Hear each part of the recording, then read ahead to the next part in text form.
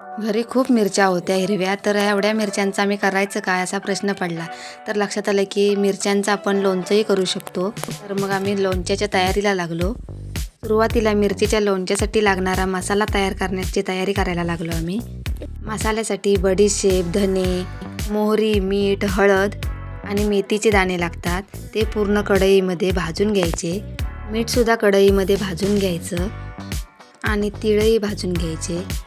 एकीकडे गॅसवरती तेल तापत ठेवायचं. आपल्याला पूर्ण तेल तापलेलं पाहिजे. सर्व भाजलेलं मिश्रण हे मिक्सरमध्ये लावून घ्यायचं. त्याची बारीक पूड करायची. मिरचीचा मसाला विकत आणण्यापेक्षा घरीच शक्यतो बनवलेला बेटर असतो. तर इथे मी सर्व मिक्सरला लावून घेतलंय. तेल तापलंय माझं, ते आता थंड होण्यासाठी ठेवायचं. या हिरव्या मिरच्या आम्ही धुवून स्वच्छ पुसून घेतल्या, कारण त्यामध्ये पाणी न ठेवायचं नसतं.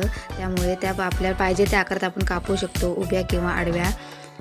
ह्या कापलेल्या मिरच्यांमध्ये जो आपण मिक्सरमध्ये वाटून घेतलेला मसाला आहे तो पूर्ण टाकून घ्यायचा. पूर्ण मिरच्यांना हा मसाला लागला पाहिजे. ते मिक्स करून पूर्ण हाताने किंवा आपण चमच्याने घेऊ शकतो. मिरचीचं लोणचं विकत आणण्यापेक्षा आपण घरीही बनवू शकतो. खूप सोपी पद्धत आहे ही. तुम्ही घरी नक्की ट्राय करा. आपल्या मिरच्यांना पूर्ण मसाला लावून झाला आहे. मसाला लावून झाल्यानंतर त्यावरती एक पूर्ण लिंबू पिळून घ्यायचं. हे मिश्रण पूर्ण काचेच्या बरणीमध्ये ओतून घ्यायचं आणि जे आपलं तेल थंड करत ठेवलं होतं तेही त्यामध्ये ओतून घ्यायचं आणि पूर्ण तेल हे पूर्ण मिरच्यांना लागलं पाहिजे, कारण बुरशी पकडू नये म्हणून पूर्ण मिक्स करून घ्यायचं. तर आपलं हे मिरचीचं लोणचं तयार आहे. व्हिडिओ आवडला असेल तर सबस्क्राईब करायला विसरू नका.